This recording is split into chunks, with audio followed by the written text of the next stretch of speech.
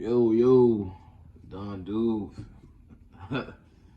Yeah, what's up, man? I know it's been a long, long time since I dropped a video, obviously. But life goes on, man. Just, this shit happens. So, obviously, YouTube isn't my whole life, but, shit just happens. I decided to come back, switch it up a little bit for this one. I was just thinking like, everybody knows about Griselda. Well, if you don't know now, you do. Griselda Blanco obviously is the female drug kingpin. And forgive me about my voice, man. Right now I got kind of a sore throat, but the drug kingpin. But anyway, there's a group of guys out of rappers out of upstate New York, Buffalo, New York. Shouts out to the 716, Uh, and their group name is Griselda. So they were known as these underground, you know, rap guys, like hardcore gangster rap, like put you in the mind of the Raekwons out there, the Ghostface, all that Wu Tang, everybody, all those guys, man. Like these guys had the classic grimy New York rap. That shit brought back rap, man. Like they brought it back. Like Benny the Butcher, Conway the Machine, and West Side Gun. So, you know, I became big fans of these guys, man. Like I really looked up to their music. I liked what they had going on in the music game with the sound, the everything Griselda, man. Like even the merch. I mean, from to West Side Gun, he inspired me to do my own merch, man. Like, I've been doing the Don Do shirts, obviously, but today, man, like, and I don't keep up with all this mainstream shit and all that. Of course, I knew, Rolling Loud was going on in Miami, but because I stay in Florida, obviously, so shit, it's not that far from me. But I don't care to go because it's just it's too much shit going on. Miami is a beautiful place. Don't get me wrong, but what people don't realize, Miami is so evil, man. It's so satanic down there. Like if you're any type of righteous or just even spirit or just connected, I'll just say connected to yourself, the universe, whatever. You can feel it in the air, man. You can sense it. Like you just feel the griminess of Miami, like the the uh the evil, like the spirits are just all around you. People coming up to you. It'd be random motherfuckers when you down there just walking. You trying to walk the beach, enjoy yourself.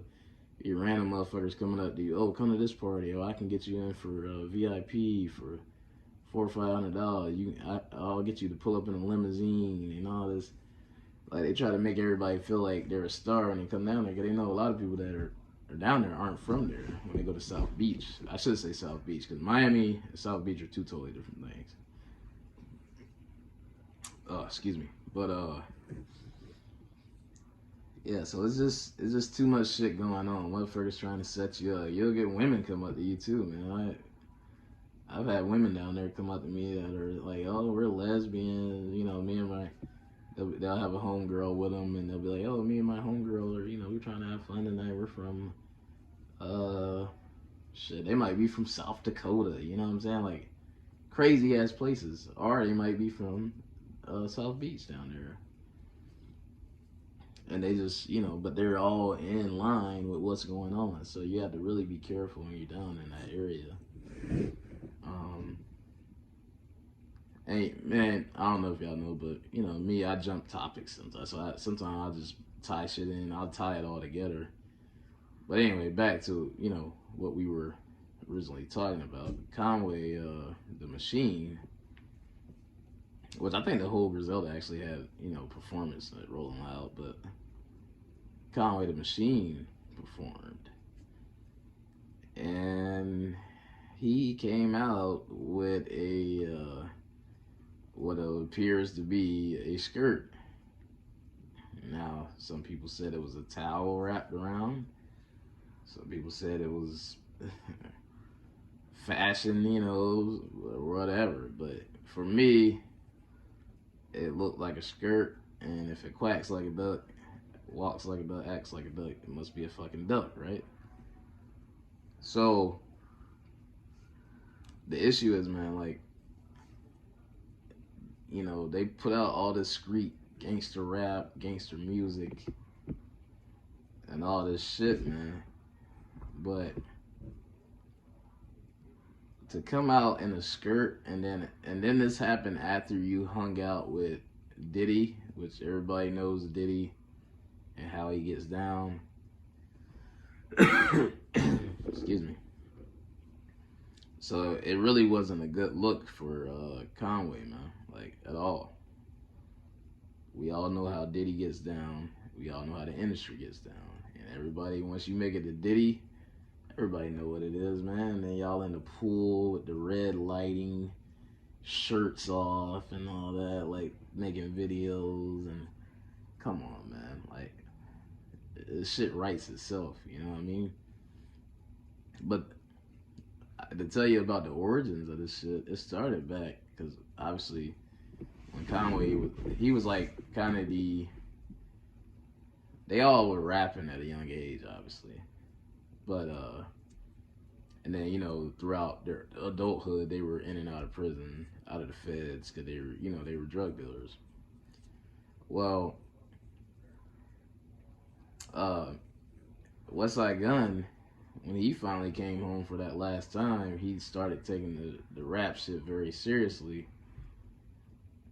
But Conway was like more in the forefront, and Benny was like always in the background. But Benny was doing his thing as well, but not really with them at the time. So, excuse me. When Conway got shot in the head, that kind of elevated Westside Gunn to like, okay, in his words, I'm kind of paraphrasing, not exactly his words, but it led to him, motivated him to want to really rap, you know what I'm saying? So like, he started to, you know, do his little rap thing, had his rap thing going, and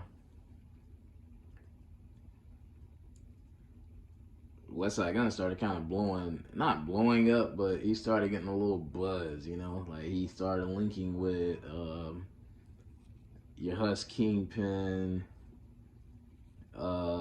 He also, that kind of started, Hush Kingpin connected him to Makami.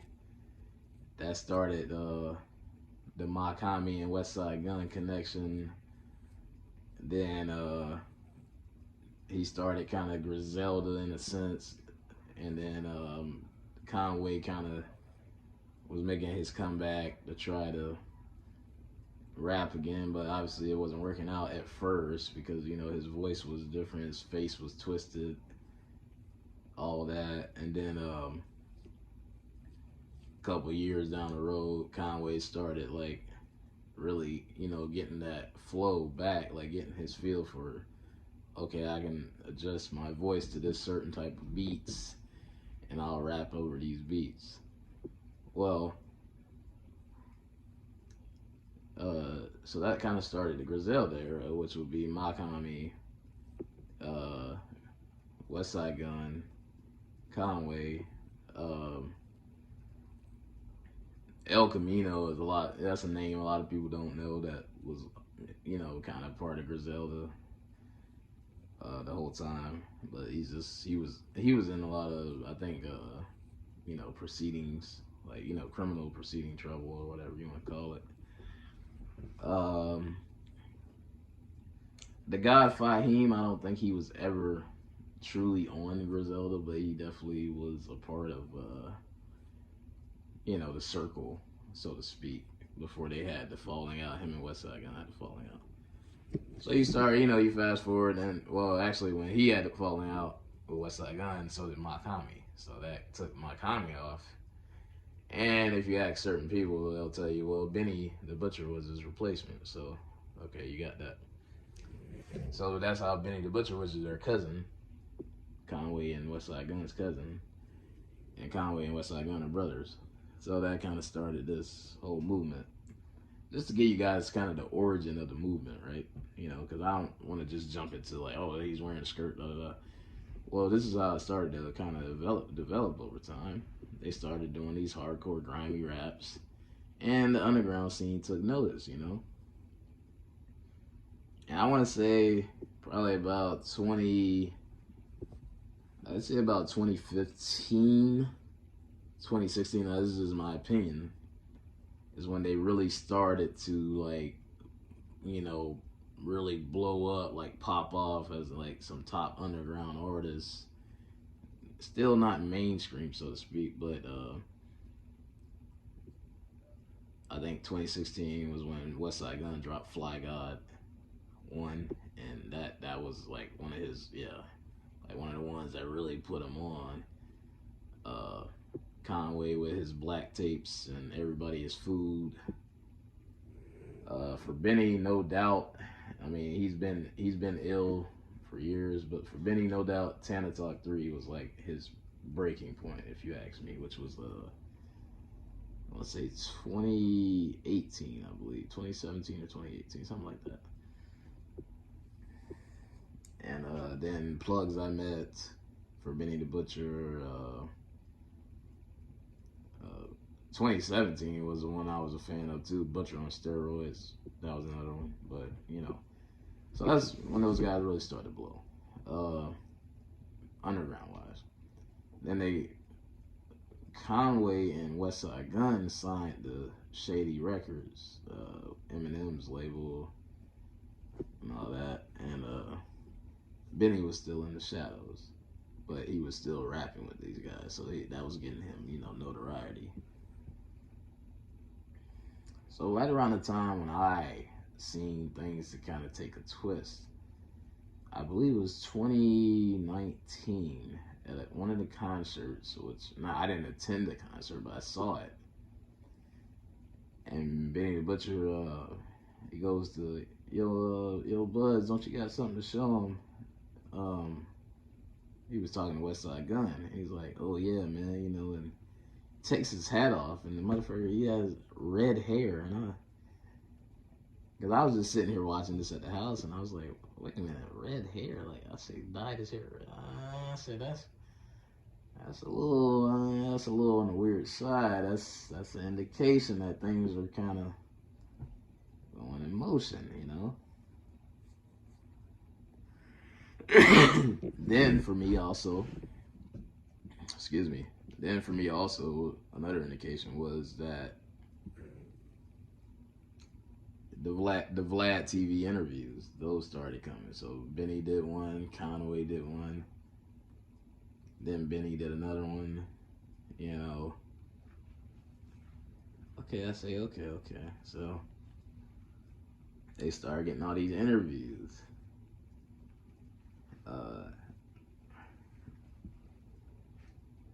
They started to, you know, Buffalo was getting on the map. Buffalo was getting a name. Their famous DJ out of Buffalo, DJ Shay, he ends up dead. They say, I believe, of COVID, but we all, come on now, like, I mean, just,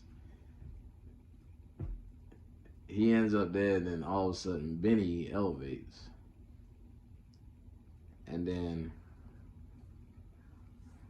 Benny elevates, then all of a sudden, here comes the humiliation ritual. Benny gets shot in his foot.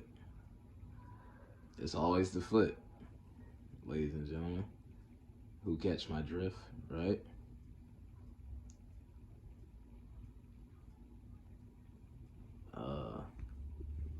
Then they all start to split, go their own way. Conway starts Drum Work, which would be his label or crew, whatever you want to call them. Then he starts putting out tapes. Then I see the new tape, right? And I see features like Ludacris. And I'm like, whoa. I said, Ludacris, dude? Like, really? with the type of rap you're doing, like the type of shit you put out, you put Ludacris on some shit, like, and we all know what Ludacris is. I mean, the guy's a devil worshiper, you know, a trafficker and shit. Like, he does, man, come on, man. Ludacris is a very evil motherfucker.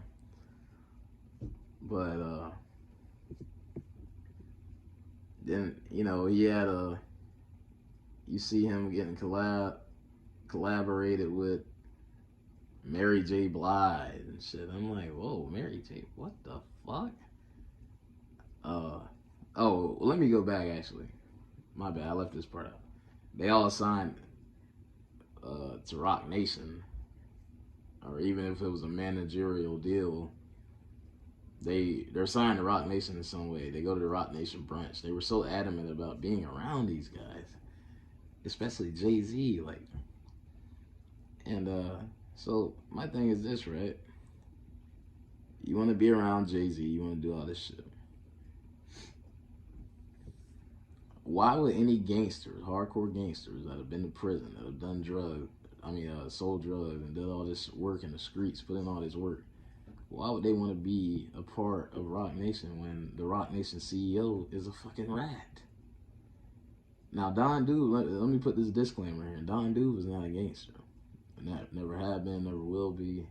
Not a street nigga, not none of that shit. But Don Dude grew up around all this shit. Grew up around those environments. Still live in those type of environments. And I know they come from the era that, you know, snitches get stitches or rats die. Nobody likes a rat. They talk about it in their music. But yet they signed to Rock Nation of all places. And the CEO is a fucking rat. And it doesn't matter that she's female. I know some niggas gonna get on here like, oh, well, she a female, so she gets a pass, all that. No, that. She knew perfectly well what the fuck she was involved in, because she was involved in the drug trade her damn self. And she ratted. So you live by it, you die by it. So if you're gonna live by that life, you gotta live that life, female or not. That's just how it goes. But she's a full-blown informant. There's documentation and everything you need to know on that. You can look it up yourself. But so that made no sense to me also. Like, that was another red flag. And then, like I said, you fast forward now, they're, you know, getting all these prominent artists, or you would say mainstream artists, in their music. Even when Benny dropped Burden of Proof, you did a track with Wayne, Lil Wayne, and what's your guy name? Big Sean. I'm like, what? Who are these features, man? Like, come on, man. That's not Benny. And then he puts Rick Ross on there. They're hanging with Rick Ross. Another thing, CO, a former CO. Like, all this drug talk, all this shit goes on. Well, you can't be around these type, putting these people on your songs with the shit you rap about, bro. But now we go to Conway wearing a fucking skirt, man. Nobody can convince me that shit ain't a skirt, man. And even if it was a towel, right? Why wrap it around you like that? In that fashion. I mean, you can see the, I don't know if you guys can see on that picture I probably got up, but you could see the look on the lady's face. Like, what is this nigga doing? What the fuck is he wearing, you know?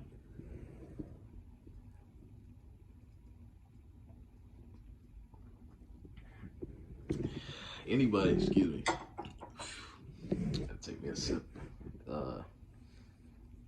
Anybody can go back and trace all this shit I just said, man. You know? But you be the judge, man. Is this the end of Griselda? Is it just like, this done? Or will they benefit from this? Y'all be the judge, man. It's Don Dude, I'm out.